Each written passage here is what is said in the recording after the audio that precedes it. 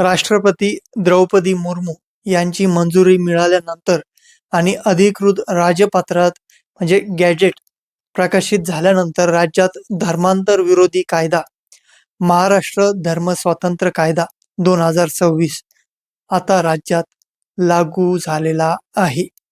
अधिकाऱ्यांनी दिलेल्या माहितीनुसार हा कायदा 30 जुलै रोजी अधिकृतपणे राजपत्रात प्रकाशित झाला आणि त्याच तारखेपासून तो अंमलात आला.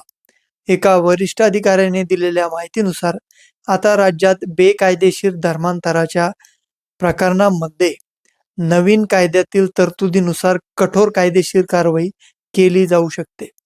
हा कायदा विधिमंडळाने मार्चमधील अर्थसंकल्पीय अधिवेशनात मंजूर केला होता आणि त्यानंतर तो मंजुरीसाठी राज्यपाल व नंतर राष्ट्रपतींकडे पाठवण्यात आला होता. हा कायदा बळजबरी, फसवणूक, आमिष दाखवून, चुकीची माहिती किंवा लग्नाचं आमिष दाखवून आश्वासन देऊन केल्या जाणाऱ्या धर्मांतरास प्रतिबंध करतो.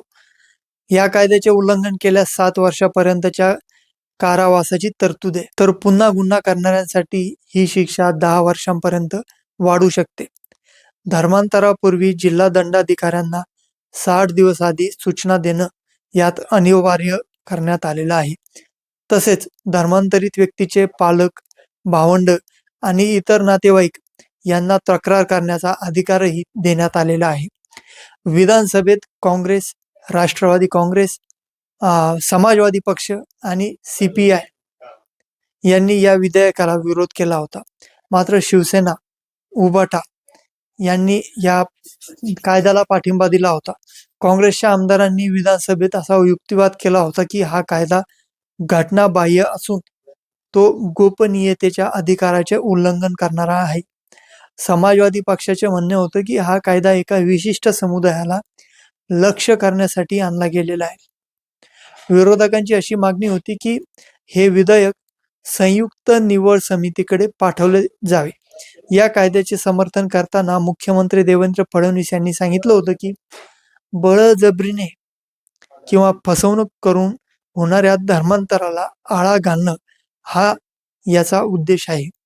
स्वइच्छेने होणारे धर्मांतर किंवा आंतरधर्मीय विवाह यांना लक्ष्य करणे हा याचा उद्देश नाही.